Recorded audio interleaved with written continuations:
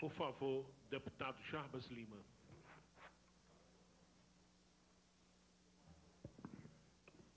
Bem rapidamente, presidente. Estou um pouco preocupado, presidente, que, inegável, o advogado do representado, um homem competente, inteligente, me concedi o prazer de fazer a leitura diversas vezes da sua peça de defesa inicial, que é um primor, realmente. Examina muito bem a matéria, que não é tão grande, mas que já sinaliza, não podia ser diferente, para a sua ideia de defesa, né? E dando ênfase para alguns elementos que hoje, pelo questionamento da dona Adriane, eu percebo que realmente vai sinalizar essa defesa, para coisas que, de repente, se nós começarmos a levar muito a sério e dermos muita importância, nós vamos nos embaraçar com a conclusão desses trabalhos. Por isso eu queria, até a título de demonstração de que realmente examinei a peça de defesa para ver qual é a condução, que eu acho nobre isto que se quer dar, na página 8, o doutor... É Daniel, né?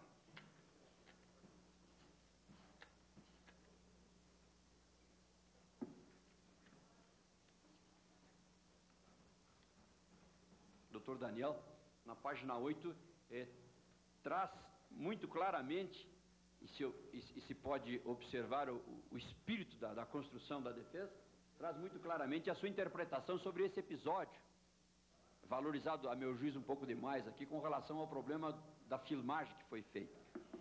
E a dificuldade para se entender essa estratégia está retratado nesse item da página 8, que eu vou tomar a liberdade de ler para se ver o espírito, como é que as coisas se conduzem. Então diz o doutor Daniel na página 8, como defesa: não haveria à mesa da Câmara dos Deputados, eu vou ler corrido, para ser libente à opinião pública coeva ao inflamismo do alarde acusatório da imprensa, de subscrever esta representação, sobretudo como o fez para libar a um cinegrafista amador e informes, entre parênteses, exsurgidos, recortados e às meias, fecha parênteses, sem contextualidade nímia, assim por isso dificultante de apreensão das circunstâncias nas quais o sincero naquela conversa informal de três pontas soava prosópia descontraída em espécie de implúvio, na sinonímia perfeita de átrio só para conversações de amigos ou correligionários, onde apenas se ecoavam vaidades inerentes ao homem nos seus feitos,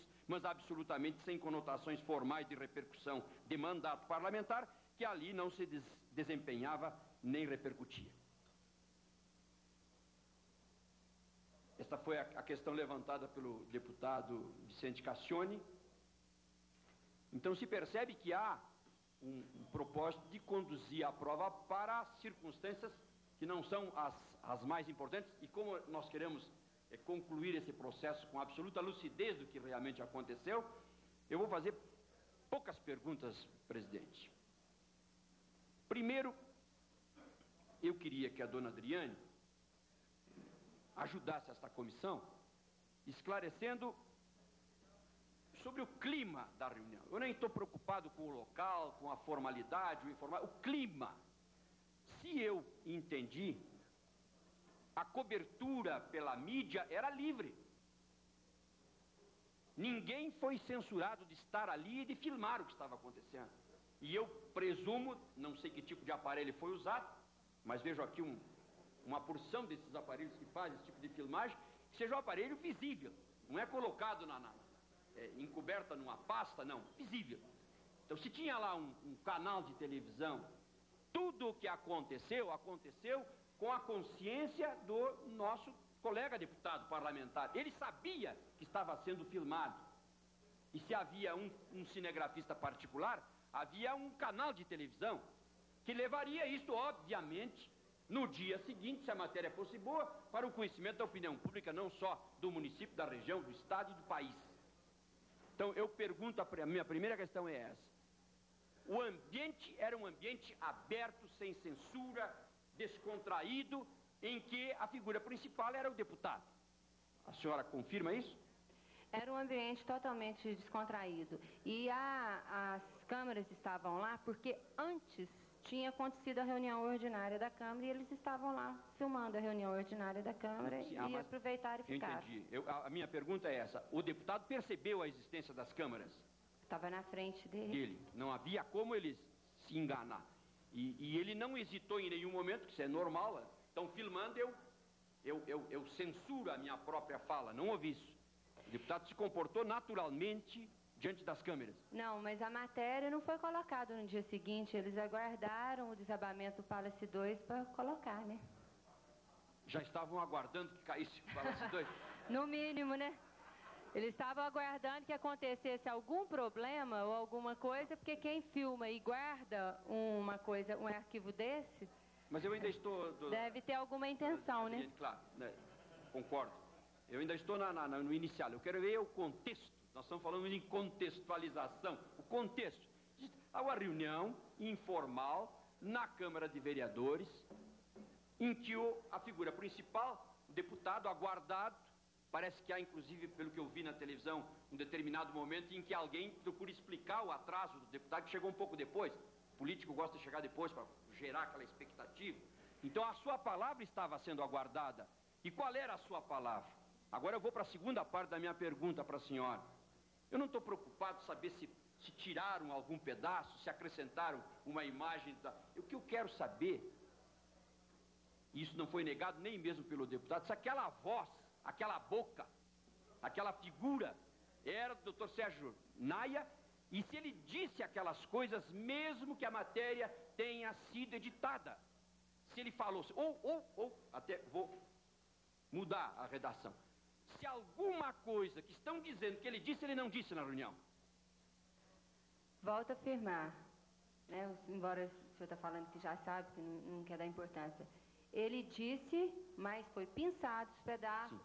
Que alterou o contexto, mas saiu da boca dele. Aquelas coisas foram ditas. Como se trata de coisas substantivas, material de segunda, falsificação, os verbos, o sujeito e o predicado e o complemento foram absolutamente confirmados pelo próprio deputado.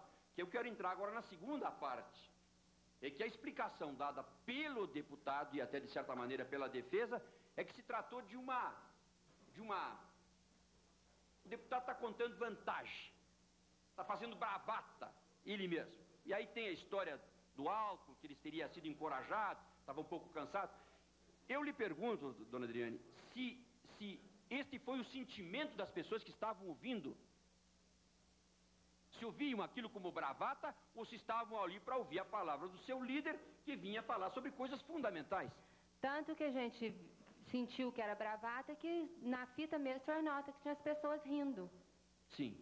Estava em tom de brincadeira mesmo, as pessoas estavam rindo. O senhor pode olhar até pela fita da Globo, que tem um fundo de riso atrás. Tem, é verdade. O sentimento que me deu é que o riso significava o atestado de confiança das pessoas que estavam ouvindo. Definitivamente. Confiança no que estava sendo dito? Não estava com confiança no que estava sendo dito. Os que estavam presentes, assim como eu, a gente viu que aquilo era em tom de brincadeira. Ninguém acreditou então no que ele disse? Claro que não. Ninguém? Eu estou afirmando por mim. Sim. Os outros não vou afirmar pelos outros. Foi uma reunião...